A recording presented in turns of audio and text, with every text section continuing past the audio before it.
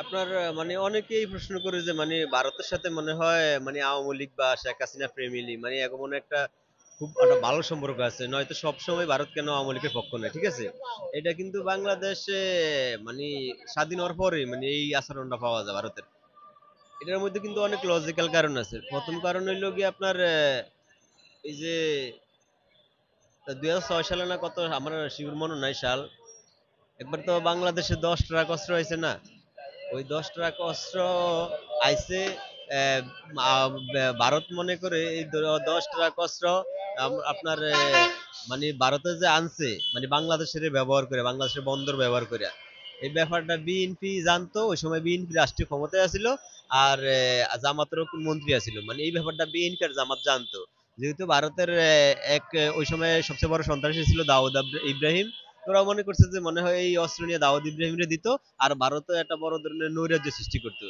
এই এইসব ক্ষেত্রে আরো অনেক কারণ আছে, এইসব কারণে মূলত ভারত এই বিএনপি বা জামাত এইসব সংগঠনের মানে অনেক আগে থেকে ঘৃণা করে, ঠিক আছে। আর আওয়ামী লীগকে তাদের বন্ধু মনে করে, কারণ আওয়ামী লীগের সাথে তাদের একদম ফ্যামিলিগত সম্পর্ক আছে অনেক আগে থেকে। আবার মানে আওয়ামী লীগের সময় ওদের ব্যবসা খুব ভালো ছিল বাংলাদেশের সাথে। এই জন্য মূলত এই সম্পর্কটা। আর আপনার এই যে বলেন কি যে পরে ধরেন বাংলাদেশ জামাত বা বিএনপি একটা দল তো ক্ষমতা আইব, তো ক্ষমতা আসা স্বাভাবিকভাবেই তো এরা ব্যবসা করবে চায়না আর পাকিস্তানের সাথে। তো পৃথিবীতে আপনার সবচেয়ে বড় সম্পর্ক হচ্ছে ব্যবসায়িক সম্পর্ক, ঠিক আছে। তাহলে আপনার দেখেন আজকে যে ভারত আর দিল্লি, ঠিক আছে, মানে ভারত আর ওয়াশিংটন আর দিল্লি যে সম্পর্ক, এটা মূলত ব্যবসার কারণে এত বড় সম্পর্ক। আপনার এই যে সৌদি আরব আমেরিকা সম্পর্ক, এটা কিন্তু ব্যবসার কারণে এই সম্পর্কটা, ঠিক আছে। আমরা জানি এই যে আমাগো 57টা মুসলিম দেশের মূল হেডকোয়ার্টার কি সৌদি আরব। কিন্তু সৌদি আরব আমেরিকার সাথে এতই ব্যবসা জড়িত যে যদি আমেরিকা কোনো মুসলিম দেশের উড়াইয়াও দেয় মুম্বাইয়া, হ্যাঁ, বা এই সৌদি আরব কোনো কথাই কইব না, ঠিক আছে, কারণ তাদের ব্যবসা হয়তো নষ্ট হইব। এই জন্য পৃথিবীতে সবচেয়ে বড় সম্পর্ক হইলো ব্যবসার সম্পর্ক। এখন বিএনপি বা জামাত যদি ক্ষমতায় ওরা সম্পর্ক করবো পাকিস্তান আর চায়নার সাথে, ভারতের সাথে করবো কম, তো ভারত তো হিংসা আগুন হইবি। ভারত তো চাইবই বাংলাদেশে কেমনে ডেস্ট্রয় করা যায়, বাংলাদেশে কিভাবে ক্ষতি করা যায়, বাংলাদেশের কেমনে মানে একটা দাঙ্গা লাগানো যায়, এটা তো ভারত করবে, এটাই একদম স্বাভাবিক, অস্বাভাবিকের কিছু নাই তো। এই পৃথিবীতে কিছু জিনিস আছে এরকম মানে একদম সত্য, ঠিক আছে।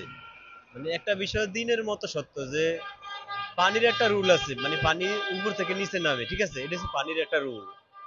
আর পৃথিবীর একটা নিয়ম আছে হাজার বছর আগে থেকে, যারা বড় বা যাদের ক্ষমতা বেশি তারা যা পরে যারা ক্ষমতায় আছে তাদেরকে সব সময় শোষণ করতে চায়, ঠিক আছে।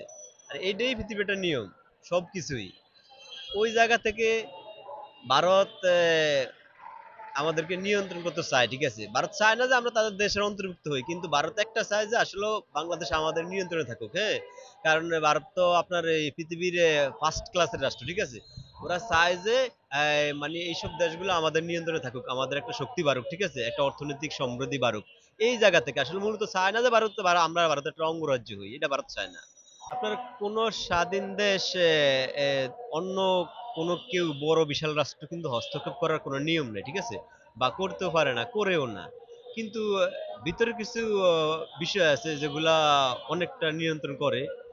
আপনার এই যে বর্তমানে ইসকন যে মূল বিষয়টা, ইসকন ইসকন যেই লোক বা ইসকনের যে সভাপতি, যে নেতা যারা গ্রেপ্তার করছে বর্তমানে, এই লোকের মানে কথাবার্তা বা মানে দেশের ভিতরে যে ষড়যন্ত্র করছে, দিন শেষে সত্য কথা সবই, ঠিক আছে।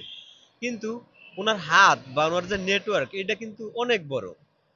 এইটা বড় বিদায়ী কিন্তু ওনারে অনেকে সাপোর্ট দেয়। আচ্ছা, বিএনপি জানে না উনি যে অপরাধী? বিএনপি জানে না যে উনি দুষ্কৃতী, হে দেশের ভিতরের কিছু বাইরে প্রকাশ করতে চায়, হে শেখ হাসিনারা